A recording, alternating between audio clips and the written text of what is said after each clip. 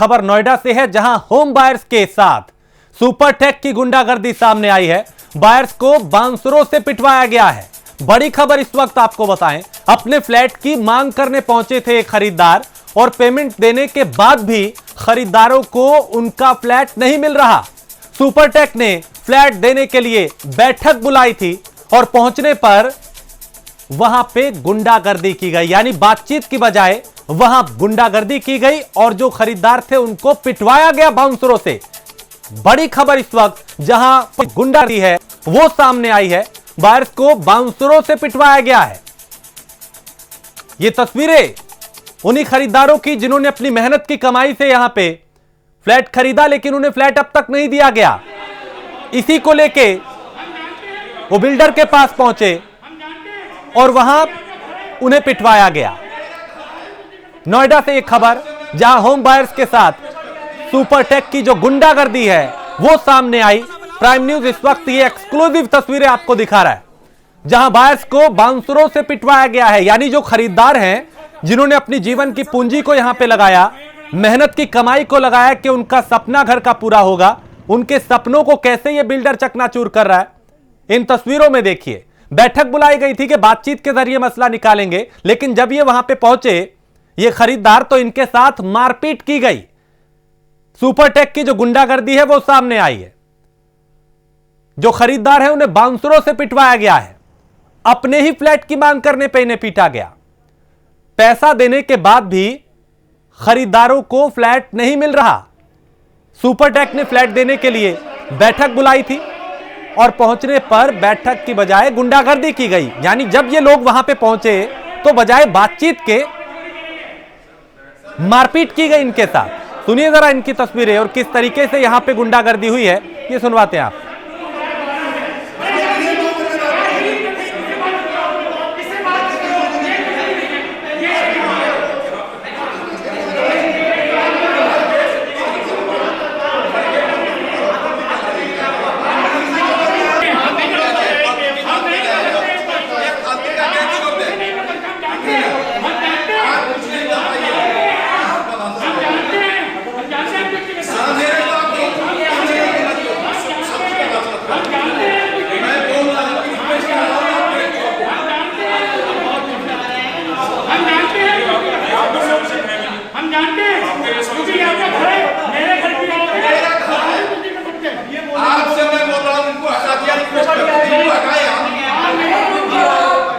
ये गुंडागर्दी है। सुपरटेक के जो गुर्गे हैं, बिल्डर के जो उसके बाउंसर हैं, उन्होंने बदसलूकी की, मारपीट की इन खरीदारों के साथ। धक्का मुक्की की गई, मारपीट की गई है। और इन लोगों से जो यानी खरीदार थे, उनसे मेरी सहयोगी खुशबू ने बात की है। क्या कुछ इन्होंने कहा, उन्हें सुनते हैं कि किस तरह से व्यवहार किया गया जब अपना हक लेने गए। जी, हमने 2015 से जो है वो फ्लैट बुक कर रखा है, बट हमें अभी तक कोई पोजीशन नहीं मिल पाया। हमने 95% अपना पैसा भी दे दिया है। इसके ऊपर ही अपनी पेनल्टी लगाते हैं। तो हम लोग काफ़ी दिनों से इन्हें परसू कर रहे थे। पिछली मीटिंग में इन्होंने बोला कि 20 तारीख के बाद जो सैटरडे पड़े उसमें आप आ जाइएगा। हम लोग मुरादाबाद के रहने वाले हैं। हम लोग आज सुबह जब वहाँ से निकले तो तब तक था कि मीटिंग होनी है 12 बजे। फिर हम लोग जब इनके ऑफिस पहुँचे तो 11:34 में इनका मेल आता है कि भाई आज मीटिंग नहीं करेंगे हम लोग, आप लोग अपना बाद में आइएगा अभी। तो हम लोगों ने फिर कहा कि भाई डायरेक्टर से बात कराएं। हम लोग ऊपर पहुंचे ऑफिस में डायरेक्टर से बात करने के लिए, बट डायरेक्टर तब भी नहीं आए। फिर डायरेक्टर से वहाँ पे थोड़ी बहुत बात हुई। जो भी कंसर्न अथॉरिटी है, जो भी हायर अथॉरिटी पे है पोस्ट पे, उससे बात कराई जाए। उससे किसी से बात नहीं कराई गई। फिर इतनी देर में देखा कि वहाँ पे एक गार्ड खड़े हुए थे। उन्होंने 3-4 गार्ड और बुला लिए। फिर 3-4 करके 3-4 और हो गए, कम से कम 6-7 जने उनके गार्ड के हो गए। फिर एकदम से धक्का मुक्की उन्होंने चालू कर दी। धक्का मुक्की करने के बाद धक्का देते देते हमें स्टेयर केस पे धक्का दे दिया। तो स्टेयर केस का जो पोडियम था वहाँ पे जाके हमें एकदम से धक्का देने के बाद वहाँ पे सब लोगों ने कोनियों से हमें ऐसे घुसेड़ के मारा है वहाँ पे, लातों से घूसों से। जी जो उनके डायरेक्टर हैं, फिर वो हमें जैसे इन्होंने बताया कि वो हमसे मिलना भी नहीं चाहते थे, और ऐसे करके वो गार्ड ऐसे करके खड़े हो गए, हम तो आपको अंदर भी नहीं जाने देंगे। फिर हम लोग ने बोला कि आप किसी भी डायरेक्टर से हमारी मीटिंग करा दीजिए, एटलीस्ट हम उनसे मिल लें, बात कर लें कि क्या है। हमें अभी 3 हफ्ते पहले उन्होंने मीटिंग की थी, तो बोला था कि 5 से 10 फ्लैट में टाइलें लग जाएंगी, लेकिन एक भी फ्लैट में कुछ टाइलें का काम नहीं हो। हम तो खाली बस मीटिंग करने आए, हम तो मारपीट तो 6-7 लोग आएंगे नहीं उनके पूरे ऑफिस में मारपीट करने। अपना मेन पर्पस सिर्फ मकान लेना है, हमारा पर्पस ये नहीं है कि वहाँ पे करना है। हम लोग यहाँ पे सर्विस क्लास लोग हैं, हम लोगों को इन सब से ना ही कोई वो है, हमारी तो इतनी हैसियत भी नहीं है कि हम किसी बिल्डर के संग जाके फाइट कर सकें। आप इस शख्स को देख सकते हैं कि किस तरह से मारपीट की गई। 25वीं मंजिल से अगर इन्हें धक्का दिया है, फेंक दिया, तो कौन उसका जिम्मेदार होता? अगर कुछ हो जाता, ये इतनी दूर दूर से है, कोई मुरादाबाद से आया, कोई कहीं से आया, कोई कहीं से, अपनी नौकरी से जो है एक दिन की छुट्टी, यानी कि एक दिन की सैलरी भी इनकी कट रही है, और क्या मिल रहा है इन्हें? इनके हाथ खाली रहते हैं और इनके ऊपर अत्याचार होता है। एक रुपया जो इकट्ठा करता है एक मिडिल क्लास का आदमी, आप समझ सकते हैं कि जब उसे उसका हक नहीं मिलता तो उस पर क्या बीतती होगी। और प्राइम न्यूज़ ऐसे मजलूमों की आवाज़ हमेशा बनेगा। प्राइम न्यूज़ के लिए खुशबू खान की रिपोर्ट, कैमरामैन कमल रावत के साथ। तो बायर्स को बांसुरों से पिटवाया गया है, यानी ये खरीदार जिनका दर्द आपने सुना, इन्होंने कहा कि 95% पैसा भी दे चुके हैं, उसके बाद अब भी फ्लैट इनको नहीं मिल पाया है। और जब मिलने के लिए वहां पे गए, बातचीत करने के लिए गए, जबकि बुलाया गया था बिल्डर के जरिए, तब इनके साथ मारपीट की गई। जो बाउंसर थे उन्होंने मारपीट की है।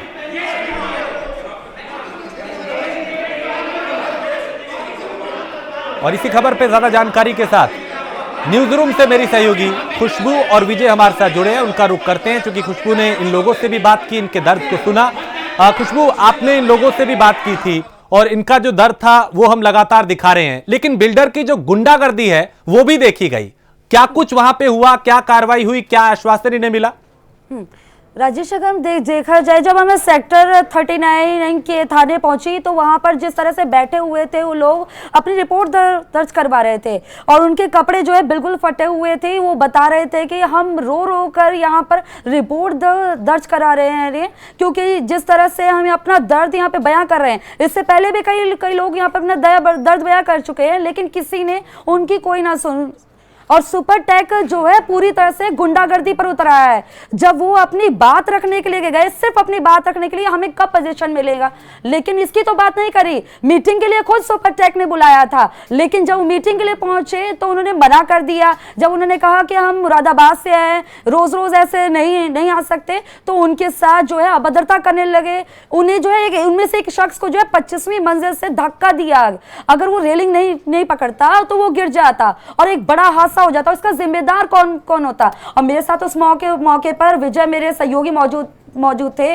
उन्होंने भी इस पूरी वारदात को देखा, पूरी घटनाक्रम को देखा। उनसे भी हम अब समझेंगे कि उन्होंने किस तरह से इस घटनाक्रम को देखा। ये सुपरटेक इको विलेज का मामला है, जहाँ पे जो बायर्स हैं जो मुरादाबाद से आए हुए थे, तो ये करीब 1 दर्जन अधिक बायर्स थे। इनका यही कहना था कि ये सन 2011 में इन्होंने फ्लैट बुक किया था, 2015 में इस पोजीशन को इनको देना था, पर जो सुपरटेक कहीं ना कहीं मनमानी करते हैं, या 10 साल हो जाने के बावजूद भी इनको फ्लैट नहीं मिल पाया। तो ये काफ़ी दिनों से नाराज चल रहे थे, और इन्होंने सुपरटेक के अधिकारियों से लगातार वार्ता करने की कोशिश भी की। आज वहीं मुरादाबाद से ही जो होम बायर्स थे इनके ऑफिस पे वार्ता करने के लिए आए थे, और वही मीटिंग ना होने के कारण इनके साथ में अभद्रता की गई, और फिर मौके पे पुलिस को बुलाया गया। सारे मामले को थाना 39 में दर्ज कराया गया।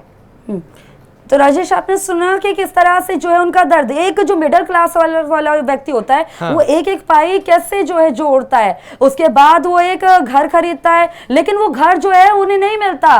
जो बायर है वो आपको उसका दर्द समझ सकते हो। इस वीडियो के जरिए आपने लोगों का दर्द समझा कि किस तरह से वो कितने परेशान हो गए, लेकिन किसी ने उनकी नहीं सुनी। वो उनका पूरा कहना है कि इसमें सिर्फ बिल्डर नहीं, इसमें जो है दूसरे अधिकारी भी मिलीभगत चल रही है, जिस वजह से जो उन्हें पोजीशन नहीं मिल पा रहा है। यानी एक तरीके से खुशबू, गुंडागर्दी है साफ खुलेआम, कोई डर नहीं है, ना शासन का, ना प्रशासन का, ना कानून का, ना नियमों का।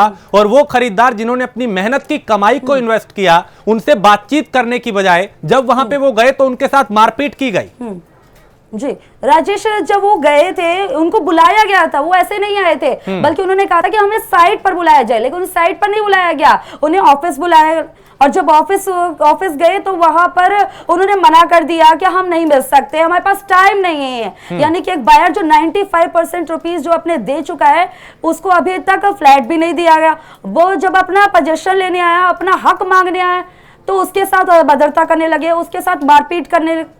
और ऐसे में जो है उन लोगों का क्या कहना है कि हम 3-4 लोग जो है वो कैसे जो उनका सामना करें, वो बाउंसर्स बुला लेते हैं, वो गुंडागर्दी पर उतारे। और इससे पहले भी कई लोग जो है आए थे, पिछले हफ्ते भी आए थे, उनके साथ भी यही व्यवहार किया गया। यानी कि गुंडागर्दी जो है पूरी चरम पर है।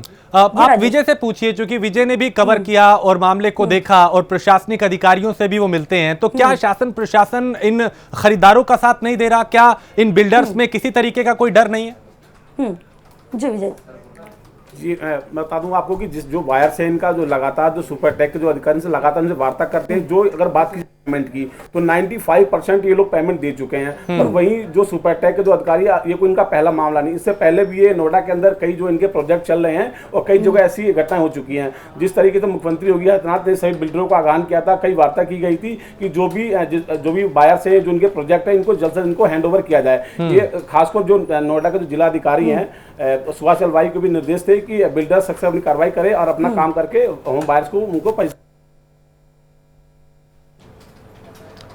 तो ये आलम है यहाँ पे जो बिल्डर्स हैं उसकी कैसे गुंडागर्दी आई। खुशबू, क्या चूंकि हमने उन लोगों की प्रतिक्रियाओं को भी सुना और वो ये कह रहे थे कि हम नौकरी वाले लोग हैं, हम ना तो बिल्डर से टक्कर ले सकते हैं ना लड़ सकते हैं, हमें सिर्फ अपना जो हक है वो चाहिए। तो क्या उनको अब कोई रास्ता दिखाई दे रहा है? क्योंकि जब वो जाते हैं बिल्डर के पास तो मारपीट पे बिल्डर्स के जो गुंडे हैं वो उतारू हो जाते हैं, जो बाउंसर है वो मारपीट पे उतारू हो जाते हैं। आगे का रास्ता इनके पास क्या है? राजेश, उनको जो है कोई दूसरा रास्ता नहीं दिखाई दे रहा।